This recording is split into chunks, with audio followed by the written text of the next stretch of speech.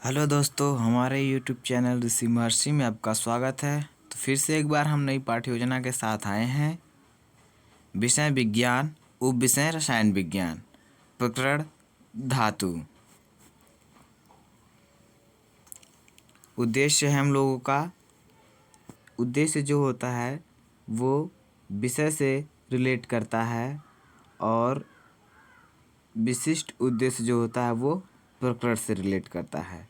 तो हमारा उद्देश्य है कि छात्र छात्राओं को विज्ञान विषय से अवगत कराना, छात्र छात्राओं में विज्ञान विषय के प्रति रुचि जागृत करना, छात्र छात्राओं में मानसिक शक्ति का विकास करना, छात्र छात्राओं में बौद्धिक शक्ति का विकास करना, छात्र छात्राओं में रचनात्मकता का विकास करना।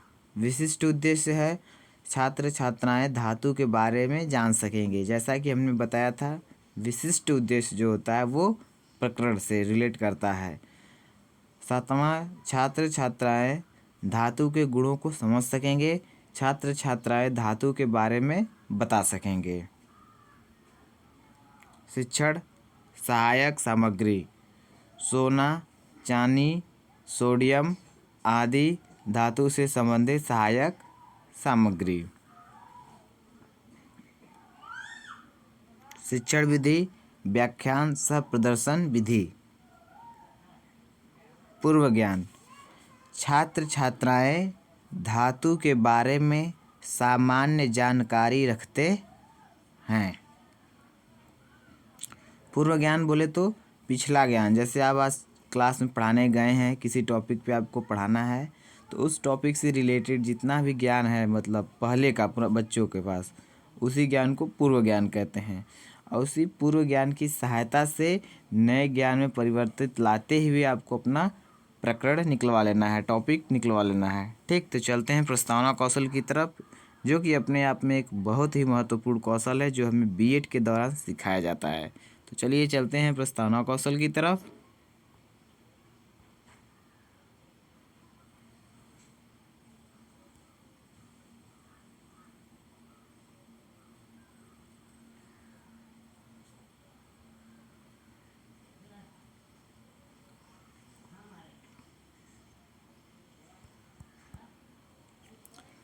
दो कॉलम बनेंगे: छात्राध्यापक या छात्राध्यापिका क्रिया, छात्राध्यापक या छात्राध्यापिका क्रिया, छात्र या छात्रा क्रिया। ठीक, तो पहला क्वेश्चन क्या होगा कि विद्यालय आप किन किन साधनों से आ सकते हो। तो बच्चे बताएंगे विद्यालय हम साइकिल, बस, कार, मोटरसाइकिल से आ सकते हैं।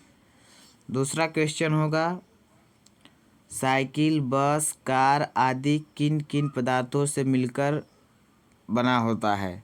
तो बच्चे बताएंगे साइकिल, बस, कार आदि लोहे, प्लास्टिक, रबर इत्यादि से बने होते हैं। लोहा क्या है? आप क्वेश्चन करेंगे कि लोहा क्या है, तो बच्चे बताएंगे कि लोहा धातु है। ठीक, चौथा क्वेश्चन आप करेंगे, देखिए आपका यहाँ पे प्रकरण निकल गया, बच्चे बता दिए धातु। तो आप पूछेंगे धातु के बारे में आप और क्या जानते हो। तो यहाँ बच्चे के मस्तिष्क में क्या हो जाएगी, समस्यात्मक हो जाएगी। ठीक, यहाँ पे जो उनकी समस्या है वो हो जाएगी कि अरे यार हम तो धातु के बारे में कुछ नहीं जानते। तो अब आप धातु के बारे में बताएंगे, आप धातु की डिफिनीसन, धातु का अर्थ, धातु के प्रकार, धातु से संबंधित मतलब बहुत कुछ आप बता देंगे बच्चों को। फिर वही सब जो आप बताएंगे वही सब आप पूछेंगे बच्चों से। यदि बच्चे आपको बता दिए तो समझ लिए कि आप एक अच्छे शिक्षण कार्य के प्रति जागरूक हैं, आपको एक अच्छा शिक्षण कार्य आ गया है। तो हमारा उद्देश्य कथन है, आज हम लोग धातु के बारे में विस्तृत अध्ययन करेंगे। प्रस्तुतिकरण।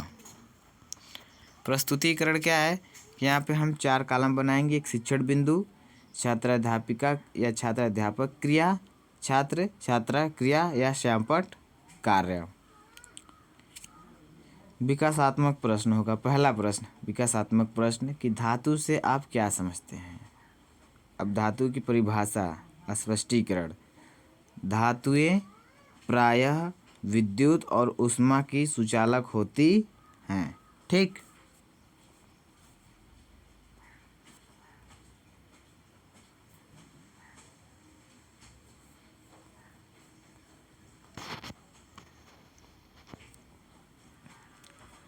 धातुएं इलेक्ट्रॉन त्याग कर धनायन बनाने की प्रवृत्ति रखते हैं। सोना, चांदी, तांबा, जस्ता, लोहा, सोडियम इत्यादि धातुएं हैं।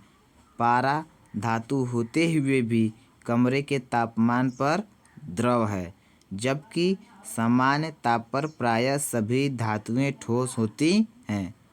छात्र छात्राएं ध्यानपूर्वक सुनेंगे और मुख्य बिंदु को नोट कर लेंगे। सैंपट कार्य में आप लिखेंगे AU यानी सोना, AG यानी चांदी, Na यानी सोडियम, Fe यानी लोहा यानी आयरन। ठीक।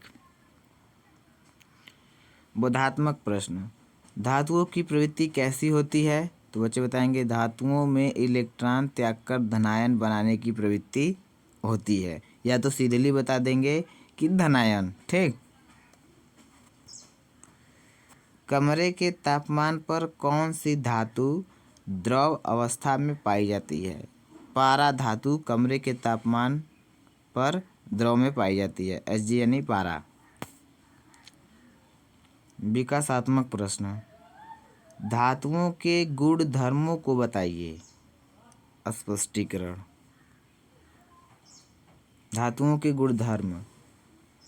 धातुएं प्रायः निम्नलिखित गुणधर्म प्रदर्शित करती हैं। नंबर 1, धातुएं चमकीली होती हैं। ये चांदी जैसी सफ़ेद या सोने की तरह पीले रंग की होती हैं। नंबर 2, उन्हें आपस में टकराने पर ध्वनि उत्पन्न होती है। ये आघातवर्ध होती हैं। इनको पीटकर महीन चादरों में ढाला जा सकता है। नंबर 4,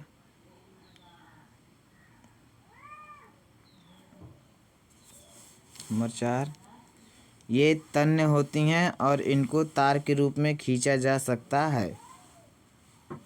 छात्र छात्राएं ध्यानपूर्वक सुनेंगे और मुख्य बिंदु को नोट करेंगे। नोट, सोने की इतनी पतली चादर बनाई जा सकती है कि 20 लाख चादरों की मोटाई केवल 1 सेंटीमीटर होगी।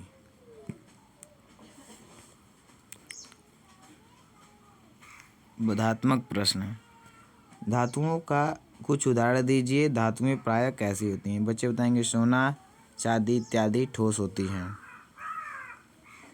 सैंपट